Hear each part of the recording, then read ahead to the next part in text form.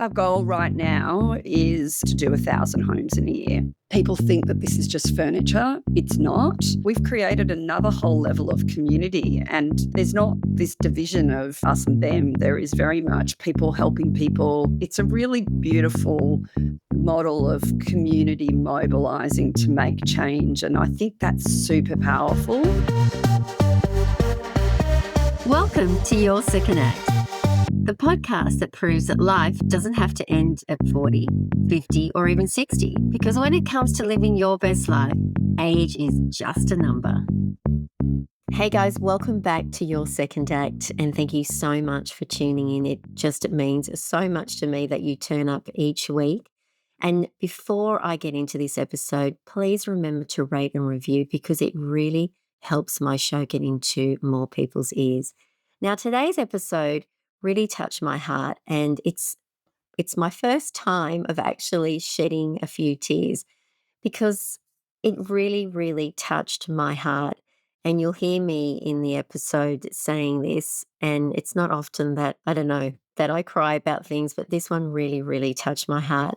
And it's all about a parent that I knew from my daughter's primary school a few years ago noticed how much great furniture was being dumped on the side of the road for collection to unfortunately end up in landfill. And it really got him thinking, what a waste, especially when so many people are in desperate need of furniture to make their homes feel like a home. The idea sparked something bigger, and fast forward a few years, ReLove is now a registered charity that has helped create over 2,000 homes while saving 2,500 tons of furniture from landfill. That is phenomenal. Today, I'm speaking with Ren, who is also the co-founder of ReLove, and I've had the privilege of volunteering with this charity over the past few years, and I really wanted to sit down with her to dive deep into what it's been like to start a charity in midlife and how her work has gone on to help and empower so many people. Because let's be honest, starting a charity isn't something that most people wake up and decide to do. So what drove Ren to take that leap, and what has the journey been like for her? I really, really loved this episode, and I know that you will too. And I'm really hoping that you all open up your hearts and your wallets and volunteer either your time or buy toasters, pots and pans, cutlery that are so needed. So you will find all the details in the show notes. And I urge you all to really help this charity because you'll know and you'll see by the end of it how special it truly is and what a difference it's making to people's lives. So let's get into the interview with Ren. In midlife, we sometimes find ourselves asking, what's next in my journey? And let's be honest, that question isn't always an easy one to answer. And Ren, with your background in architecture, I'm sure starting a charity wasn't something you ever really expected you would do, because let's face it, it's not exactly an easy thing to do. Yet you're here, the co-founder of ReLove, an organization that has helped create over 2,000 homes and saved thousands of tons of furniture from landfill. And I love speaking with women who are making a true difference, not just in their own lives, but in the lives of others. And it's not every day that someone decides to start a charity. So I'm really excited to know, how did this journey begin for you? Yeah, I think that's a really good summary.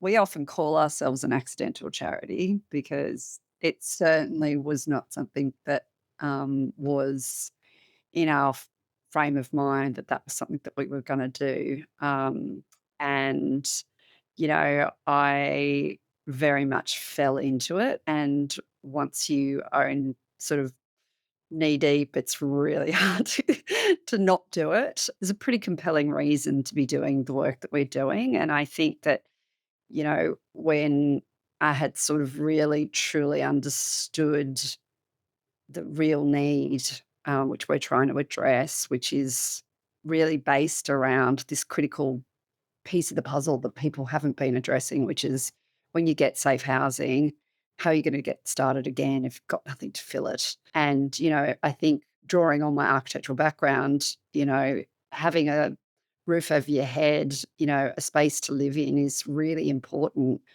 but it's not just the roof over your head. It's everything in it that makes it a home.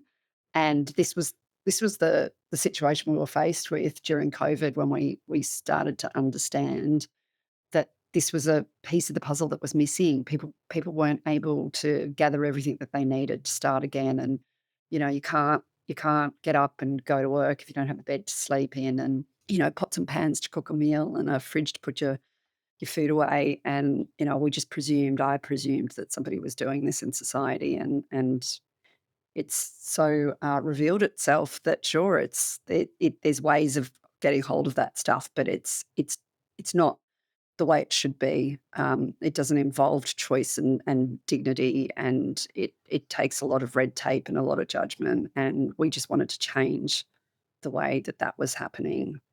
So that's really what we've set out to do. Amazing. Well, obviously, I know Ben, your co founder, and I remember a few years ago just seeing something that he posted about asking for volunteers. And I thought, wow, it really intrigued me. And then obviously, I came down where you started in that small, tiny warehouse. And, you've just grown so much since then. But he was telling me how it was crazy. He was seeing so much furniture on the side of the roads because people don't know what to do with it. And I think this is an amazing initiative that you thought, well, this is crazy. It's going to go into landfill when it can really go to people that are in need. But I can imagine to start a charity from scratch must have been so hard. I mean, well, you've probably never done anything like that before. So how do you do something like that? Like, how do you get it together? Obviously, funding must have been an issue. I can imagine it's everyone feels like I really want to help. I really want to make a difference in people's lives. But then it's just as easy to think, no, it's too hard. I don't know how to do it. So how did you start bringing this together? Yeah, look, I think Ben and I met before all this began, as mates that were volunteering and running a running group. And it, we were volunteering for a different charity at the time, and we met each other and realized pretty quickly we were thrown together into these projects for a different charity, and we realized that we had different skill sets pretty quickly. I think that's been a really critical part of the way we've thought about ReLove. We of course we're a charity, but we see ourselves much more as social entrepreneurs. And, you know, we have this thing on the back of our t-shirt. The first word is rethink, and that's what we've been doing. We've been thinking about this problem in much more a very logistical, practical, sensible way. You have to think about this like a business, because if you don't come to it with that type of thinking and spending your time expecting that somebody's going to suddenly fund this thing, we wouldn't be able to have done the work that we're doing today. We do have a joke between us that, people aren't going to invite us to a dinner party because we're always asking people for money. But and it is true, we're always asking people for money. But the reality is we don't see that as we're not asking people for money because we're asking people for us. We're asking people for money because this is a critical problem that has to be solved. And if we're waiting for government handouts and, philanthropic partners to suddenly jump on board, there we've had some amazing philanthropic partners, I have to say. But that's a lot harder work. What isn't as hard is mobilizing your community, because people want to do at the heart of, we believe we're pretty optimistic people. I truly believe that if you can give people the opportunity to do good, that's easy to fit into their life, that they want to. And you've been down and you've volunteered and you've seen how it works, and it's a really joyous place. And it's joyous because of the people that we support, and that moment of seeing, their eyes light up, and this is going to be possible. Like, starting again is going to be possible, and gosh, I get to do it the way I want to do it. That's joyous. But the other layers of joy that come in is all of our community volunteers, our corporate volunteers, that turn up, and they come over and over again because we've created another whole level of community, and there's not this division of, us and them. There is very much people helping people. Volunteers have formed friendships. It's a really beautiful model of community mobilizing to make change, and I think that's super powerful. Of course we need to fund it, and of course, running a charity is difficult because this, unlike being a social enterprise, which at the core of us we are a charity, and we're governed by um, those that rigor of running a charity. That takes a lot of crossing I's and dotting T's and making sure that your governance is place and risk and all of those things. That is hard work, but it's also worth doing because we want to keep our people safe. We want to keep our community safe. We want to make sure that this is not just an idea that we came up with that we're going to walk away with without making sure that it's going to exist in society, Yeah. and hopefully over time become something that we can offer around the country. Yeah, that's our real goal, but it just takes a lot of hard grit and resilience and determination. And I think we're a rolling stone right now. This is a movement. This isn't just a charity. This is a movement. And I think, there's so many ways that people can get involved with it. It's a pretty amazing thing to be involved with. Yeah. I would say running something like this, you must have such a sense of responsibility. Oh, yeah. And, like it's easy for someone like myself, I'll go in and I'll help and it's all wonderful. But then I walk away and I think, I feel so good that I've done something for somebody else. But when you're working in it day in, day out, you must feel so responsible. How do you deal with those emotions? Yeah, it's so interesting you say that to me today because this has been a real week of feeling the burden of responsibility to make sure that this happens. And it comes in waves, to be honest. There's just certain critical pathways where we moments really where we see that this growth is happening, and what do we do about it? And we want to make sure our goal right now is, and we're pretty much on track to be doing this, and this is where we've been heading, is to do 1,000 homes in a year. We were pretty close last year. We had to move warehouse, so that shut us down for, and slowed us for 6 to 8 weeks in the middle of the year.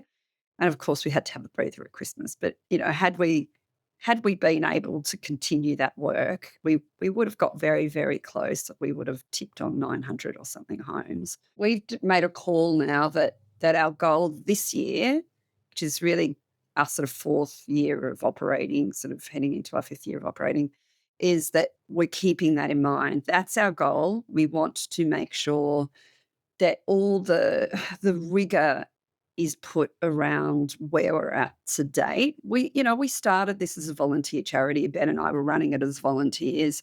Everybody that turned up, you remember coming to the very first, Mm, I called that the shed. yeah. And that was just, a group of really well-meaning people that wanted to turn up and help gather some furniture and, help a few families. This is an enormous social logistics business that we're Oh, I can running now. It's a imagine. very different beast.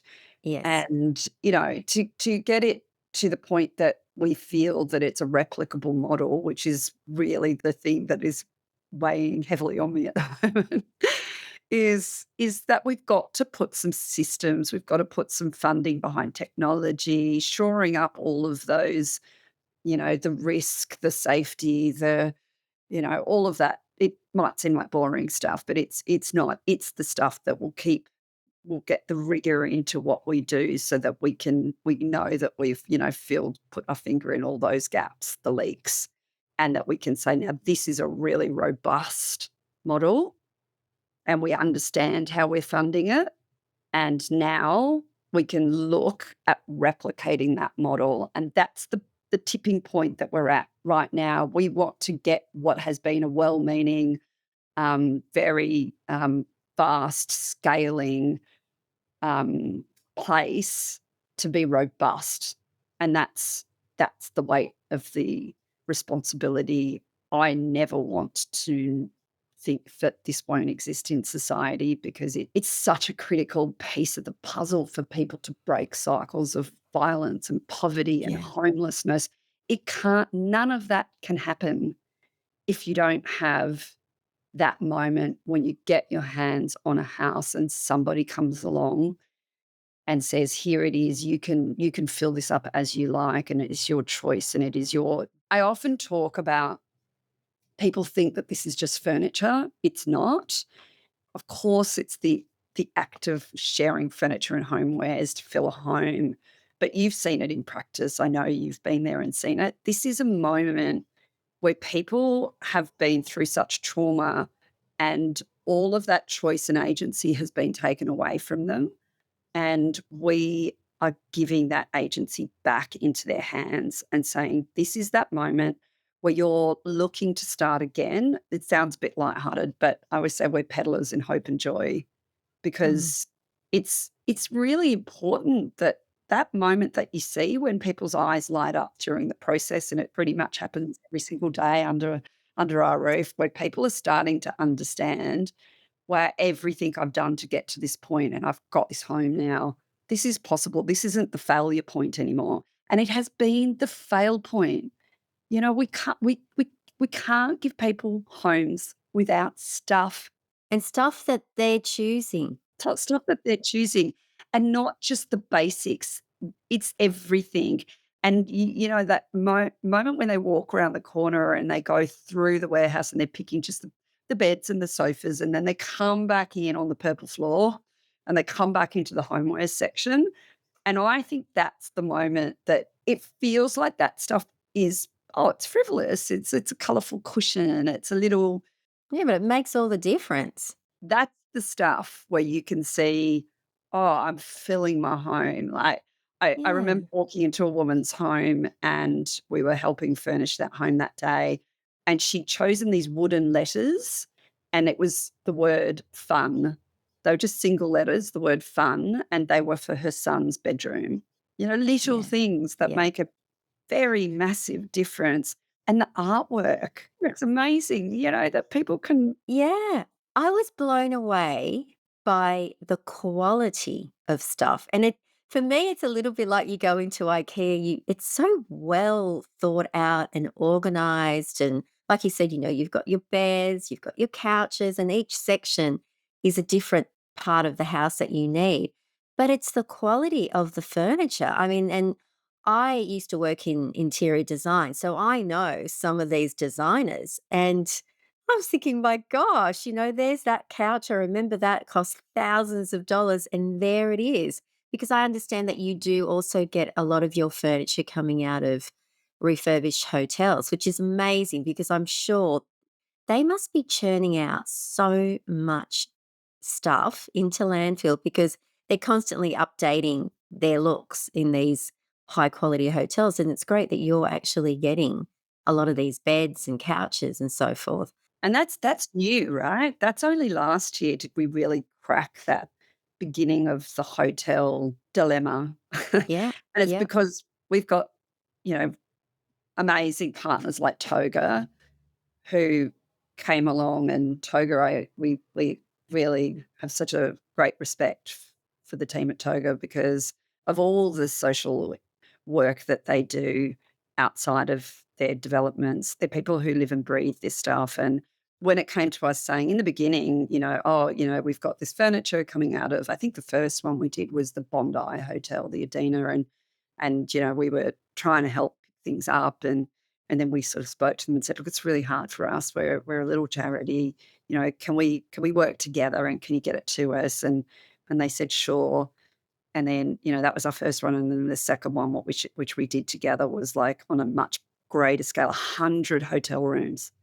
That's 100 sofas. That's like something like, 400 beds and bedside tables, and I mean, who knows? It was an enormous amount, and it was paintings and lamps and all this good stuff. And we really worked together to work out how could that work? Like, what was going to be the logistic challenge of it? And they really worked with us and the builder as well to make sure that we weren't left with a waste problem, because sometimes that's a real problem. we're trying very hard to stop that waste problem at our door because people think, particularly when you're coming to community donations, oh, there is a saying, somebody's trash is someone's treasure. And it's not, it's just trash, right? And we can't take it, like we, that would be the weight of that problem of us trying to solve that. It would be too much. We would have to, we have to rely on our collaborative partners to understand that. We can't just take your rubbish, but we can certainly solve this problem if we work together. And that's what people like Toga have allowed us to do. And then that's led to us proving the model for other partners like Accor and, Salter Brothers, who, we've done so many hotels now. And when you partner well, it's incredible what you can do, and it is a problem for the hotel industry. Yeah. Oh, it It's must the be. nature of what they do. You're not gonna go and stay in a hotel where the furniture looks a little bit run down, are you? Course not. Not if you're paying good price for it. Yeah, that's right. Are you actually getting through all this furniture? I mean, how many homes are you actually doing a week? Yeah, look, we're averaging 20 to 25 homes every week, Wow, so it's a lot, isn't it? that's a lot. And there are always things that we're running low on, like, we're always driving for more sofas, and particularly, it's not a predictable way of getting furniture in the door because it is reuse. It's not like we're a shop where you can just go and order some more. We're always in pretty good stock once we get into look, I'm really seeing already it's coming, the wave is about to come, sort of, by the time we get into March, April, May, June. We're gonna be a lot of the defit work is happening. We've already got some predictions of hotels that are defitting at the moment. And when we know that lead time, it's better for us because then we can actually plan a bit better. But, towards the end of Christmas, it's crazy for construction. January, crickets. So we were trying to get as much stuff in the door at Christmas time because we knew our need doesn't stop. Homelessness does not stop. And just because the source of the furniture is slowing down, we sort of need to stockpile at that time. And then, so we're really still at the beginning of the year calling out, to do 1,000 homes, you need 1,000 sofas. That's a lot. Sofas is a critical piece of the puzzle, right? Absolutely. And what I really love is the fact that they're coming in people who are in desperate need. But like you said, it's with dignity that they get to pick what they love to make their home. And I've been there a few times and I've seen that happen and you can see the look on their faces. And then when it all comes together, and I was fortunate enough to go to 2 homes to help set it up. And I just loved that feeling that someone is finally getting their own space, which is something we take for granted. And I know I shouldn't be saying us and them, but I think in that situation you can't help but feel that way. Is there a story that has stuck with you from a client that has come in and you can see what a difference it's made in their life? Oh, so many stories. Yeah, look, I think when you have that moment of seeing that transformational change in action in the warehouse, just the realization moment. We had this gorgeous girl who came in and she had just moved to Sydney and she had been escaping a situation in another state and sleeping in a car. She had a 4-year-old daughter, making her way here, getting into, a crisis refuge, a really long tail process for her to finally get her own home. And in her case, she had her place was lovely. It was out quite far into the western suburbs, and it was a relatively new development. So it was a really nice apartment. But of course, you open the door and it's empty. And she said to me that the very first night, the only thing she had was a little sponge like yoga mat. And here she was with her 4-year-old daughter after sort of 6 months of moving out of this sort of dangerous situation and, no community around you, right? Nothing like, and you don't have people to lean on. You're just starting again. You've got to get your kid into a whole new school, all of those things, and, daycare situation. Anyway, she had come through. This is in our last warehouse, and as she was sort of walking through, and she was pretty quiet when she first arrived, but actually she's a very, very bubbly, chatty girl. Like she's a really chatty person, but she wasn't when we first met her. And there was this little aha moment, and I saw her skip through the warehouse. And back then in the other warehouse that we had set it up so that it was this sort of progressive move where you did a bit similar to what we do now. I think we're just doing it better now. And there was this moment she'd chosen a bed, she was choosing a sofa, and then she started skipping like that. That's that's actually bodily joy, right? That's like, oh my gosh, like from I don't know what this place is to skipping. We sort of found out during the, one of our gorgeous volunteers had found out that she had actually been sleeping on the floor. Her daughter was at daycare, and we decided that we were gonna, do it that day. So we managed to get everything out there, a whole team. We just happened to have enough people that day. Some volunteers went out, made beds, everything. And she actually sent us a video that afternoon of her daughter Oh, coming home, and it was the big reveal with her daughter, opening the door. She's videoing her saying, and she's got her hands over her eyes, and she says, "Look, we have a home, and, we have a oh, table to eat on," and then takes her upstairs to show her first room, and she shuts the door so that, and she does the big reveal, and this moment of this little girl's face where she just stopped and her jaw dropped, and she was paused, and then she ran into the room, started opening drawers, and, that thing of like, and her mum oh, was saying, "It's your first room." It's just, wow. you Yeah, know, that's just what it means to people. Like, it's a home. It's not just, I finally got a safe roof over my head. We know that, on average, a woman will return to a violent partner 8 times, and the biggest factor is between living in fear and poverty. So, crazy. giving a roof over your head Yeah. is not actually letting people start again. And people talk about economic empowerment of women, and there's all these programs around it. Keep going back to this. This is economic empowerment. It's not that you're giving people dollars or you're giving people the ability to learn to manage their money. All those things are valid, but this is that real moment of letting people leave and stay out because we're moving away from crisis to giving people that opportunity to have a longer term stable home. And a home is where it starts, right? Then you can actually get all that, all those great programs for all our partners. And we have so many wonderful charity partners that offer return to work programs, training, recovery, all of those things. They'll work when you've got a Fantastic. home. They won't work Yeah. when you're sleeping on the floor. No. I think obviously people get that sense of independence. Like I'm not relying on my partner to give me a roof over my head.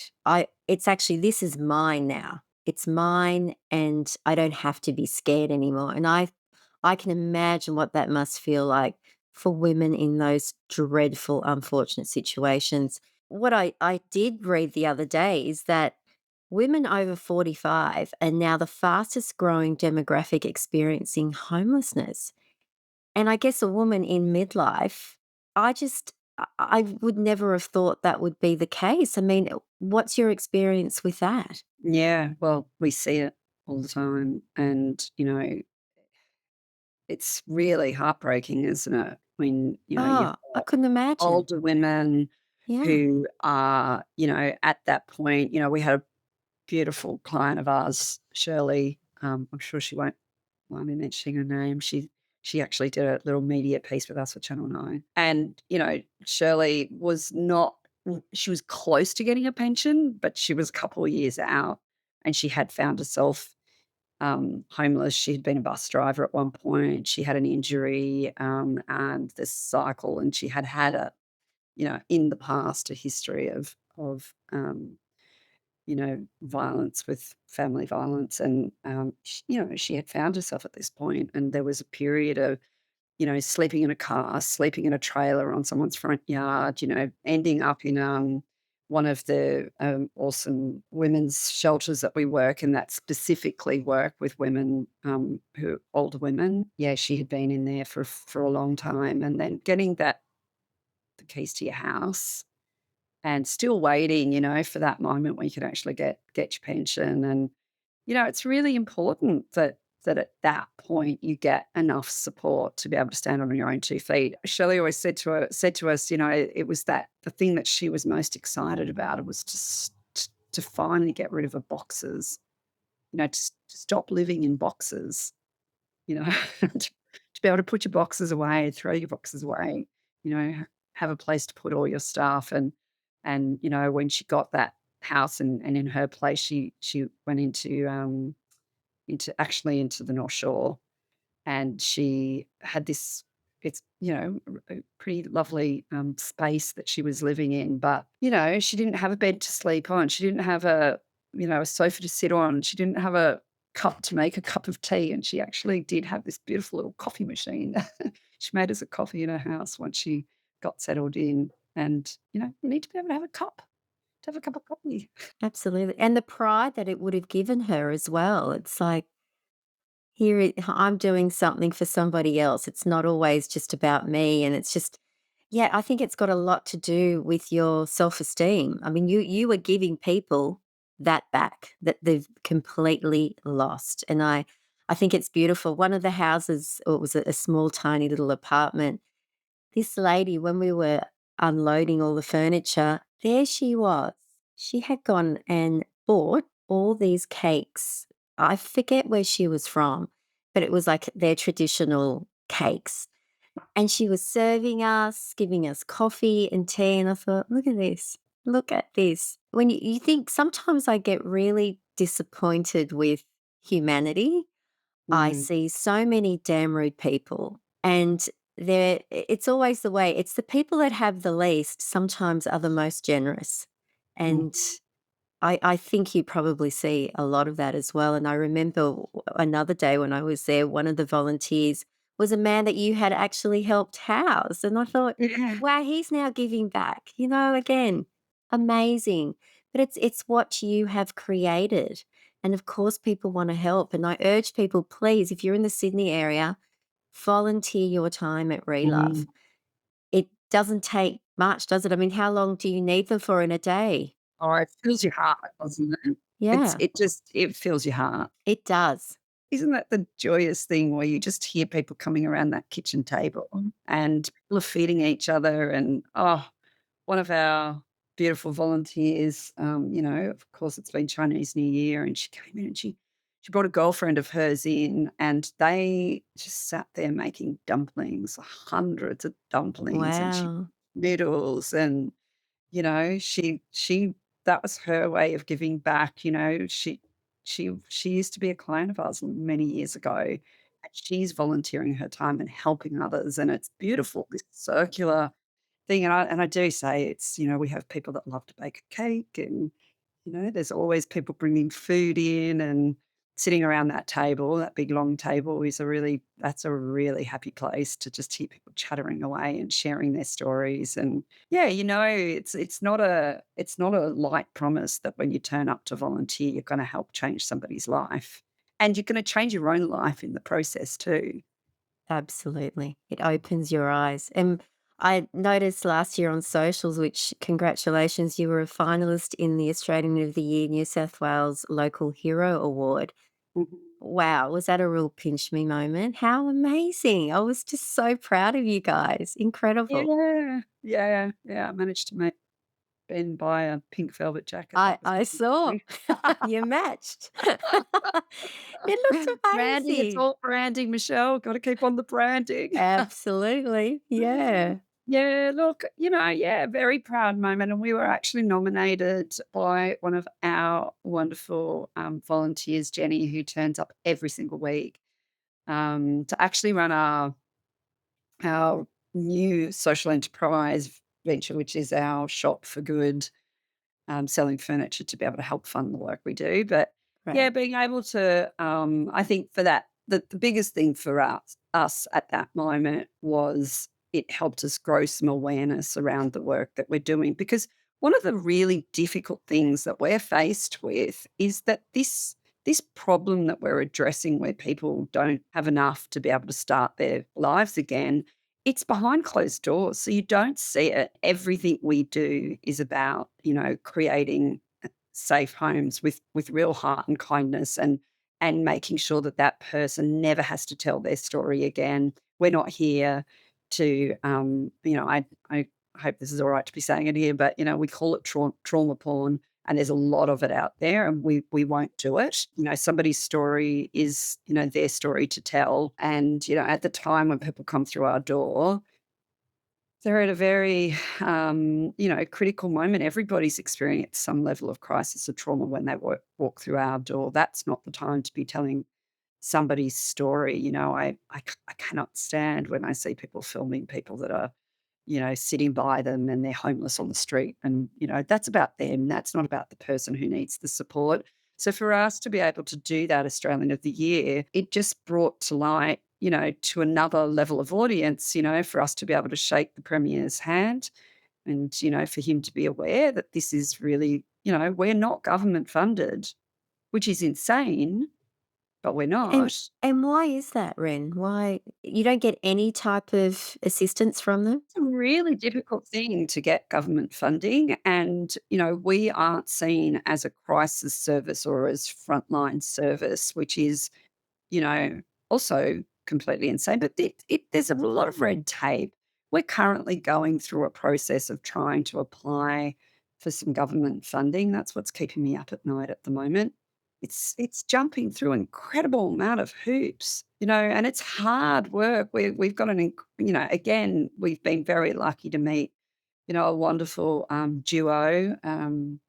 Who Peter and Susan, who are, come on board as, low bono government advisors, to help us get through this. There's no way when we're like up to here on it. It's due on Friday. And there's no way. I barely understand the form, let alone, what they're really asking of us. We're giving it a really red hot crack. And we've done some, great conversations with Rose Jackson, who is really wonderful, and she's really trying to make change. We've got some great, political support here. Allegra Spender's been really wonderful for us as well. But there's a lot of hoops to jump to be able to get through this. And look, we hope that we will get some at some point. We're not going to give up trying, but No. Well, I can imagine you wouldn't. No. sometimes you wonder that, oh, like, is it what are we weighing up here? We don't want to be spending all our, yeah, look, it's difficult. I'll get off that for a minute. But yeah, so yeah, Australian of the Year, it was joyous. Another really beautiful thing I just want to say about Australian of the Year is that we got Yeah. to be ambassadors for, we actually chose to go out to Bankstown because we do a lot of work out in the West, and we were allowed to be on stage with the mayor welcoming new citizens, and oh, my heart was bursting with joy. Oh, We were smiling so hard my cheeks hurt. It was a really yeah. beautiful moment. So that those just the ability to be part of that, they are people that we also support coming in, Yes. people who are just Yeah. newly arrived migrants, people who are seeking asylum. They are one of the groups of people that we hope to be able to support more. Amazing. Now, Ren, through this, on a personal note, how has this changed you since you started the charity? Yeah, well, what has been a profound change in you as a woman? Yeah, I think, knowing that it always used to be on my mind that how can we do more? Like, I'm one of those people. I think Ben and I both are people that are at the heart of us. We like to help other people. Like someone needs to go and turn in front of me in their car in the morning because they're in a hurry. You'll I let just him. go. Yeah, but knowing that this is something that when we saw, you don't need to see it many times, to see a woman sleeping on the floor with her children or sleeping on her clothes. That's a very profound moment to know that this is happening in Sydney, and we can do something about it. Like that was a real moment for me of going, this is a real responsibility. to make this happen. And I think I used to, and it goes, yeah, I'm in a little bit more of a responsibility. It's weighing on me moment at the moment. Yeah, in the beginning, I just used to want to shout and scream and cry about it because I couldn't understand why everybody wasn't mobilizing and why, always say that, if you knew it was happening to your neighbor, wouldn't you be doing everything in your power? You'd be calling on all your friends and family and gathering money. And you see it in action, when there's these real moments, like bushfires, suddenly everyone's throwing money at it. Floods, people are throwing money at it. It's because people can't see it, they're not doing it. So that's a real responsibility. How do we do this and make people aware of it without it becoming this, we're filming these disastrous situations, not going in to film somebody sleeping on the floor. Yeah. I'm sure there's a clever way to do it. I don't know. It's still thinking about it. But, like, how do we get everybody as outraged as I am? Of course, people would just presume you're going to be government funded. If everybody was outraged, it's not much to, throw $500 at the problem every year. $500 helps us furnish a home for a family in crisis and give them ten to $15,000 worth of furniture and homewares and go into their home and set them up. $500. To make a massive difference. $500 makes a massive, and if you break that up, what does that look like per month? And if you think about, the things that we do, you go out for dinner a few times, I know that's $500 is a big amount of money for a lot of people, but for other people, it's not, It's not. right? And, Absolutely. even when we're talking about corporate volunteering, Yeah. it's so interesting, the psychology of corporate volunteering. Like, we charge for corporate volunteering now, and we didn't in the beginning because we needed people to be doing the work we're doing. But now we've set up very differently. And sometimes corporates just call us and say, "Oh, I can't afford that, but we're coming to help you. Like, why would we pay?" Yeah. But they wouldn't even bat an eyelid at mini golf Y- or a long Yes, lunch, it's true. right? And we Yeah. have to have people like, we've got the amazing Josh who walks alongside those corporates when they come in and, like, make sure that they're safe. And we have to have somebody to do that job, right? And the beautiful thing that happens at the end of a corporate volunteering day is you've got this amazing experience that you've shared together. Yeah. You've been there, you know what it's like. People don't think about that. Mm-mm. Yeah, they No. they don't. You're right. I think when you say $500, people automatically think, "Oh, but hang on a minute, why is it gonna cost me money to help?" But when you realize the overall effect it's gonna have on someone's life, then you're right, they will go out and spend $500 on a corporate lunch when that $500 could go way further, helping someone in need. Yeah, and we give people really obvious ways to get involved as well, right? So some people really balk at money, but we say, "That's fine." Bring in, go out and buy pots and pans and kettles and toasters and bring them in. Yeah. We really focused on that at the end of last year. So we kicked off well with some, great corporate donations. We partnered with people like Bluestone Home Loans. They went out and their people bought kettles and toasters and pots and pans. And, there was some other corporate partners as well that had come in to volunteer. And, we had one of the women who just went away, and her and her husband just I kept on getting all these Kmart orders turning up, pots and pans and kettles, and I was like, "Oh, is that from your business?" She's like, "No, no, it's just for me and my husband," because it doesn't cost that much actually. If you really wanna know, is it actually happening? Yes, those things we don't get secondhand enough of. Okay. You only give brand new. Those things we don't get secondhand enough of. You need to buy a kettle and a toaster and pots and pans, Okay. and we kicked off the beginning of the year and the shelves are full and now they're getting empty again.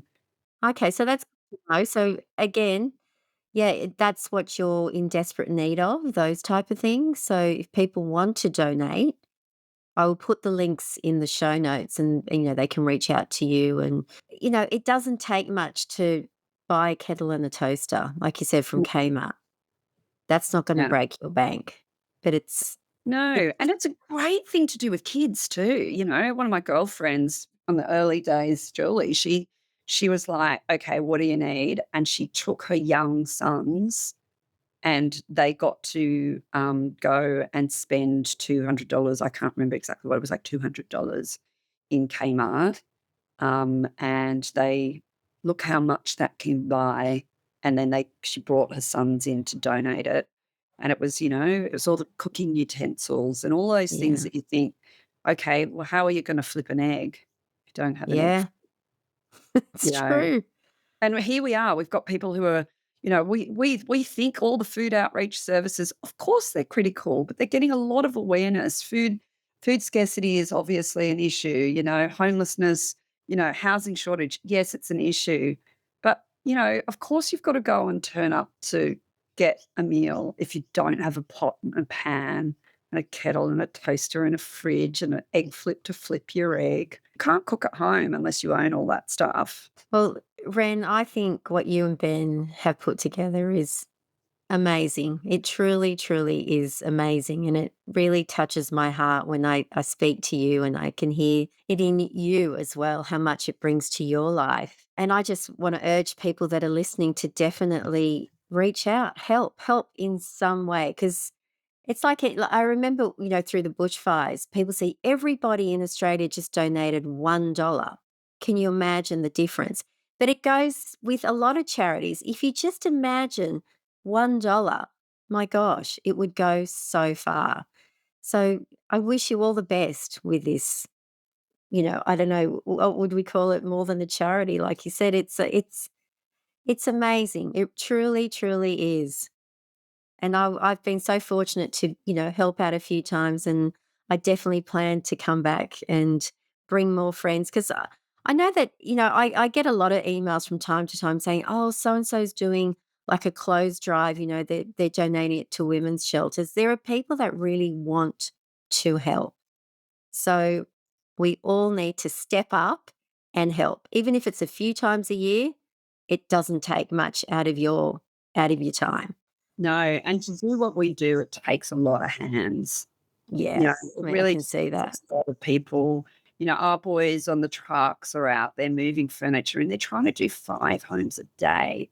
So if we've got, extra hands, then people can go alongside them and then they can make sure that the beds are made. It's a simple thing.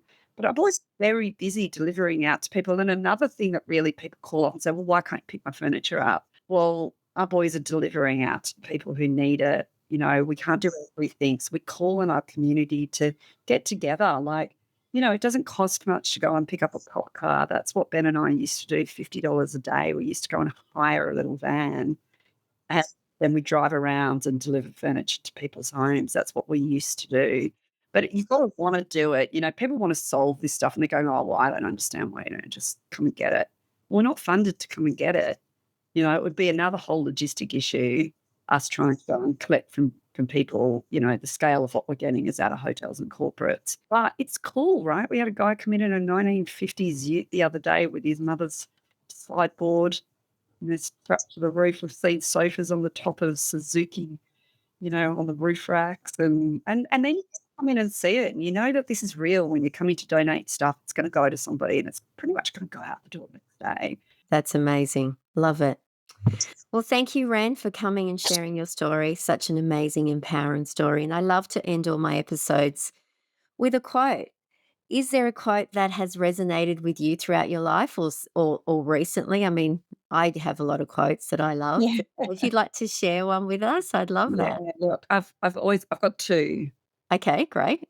say them all the time.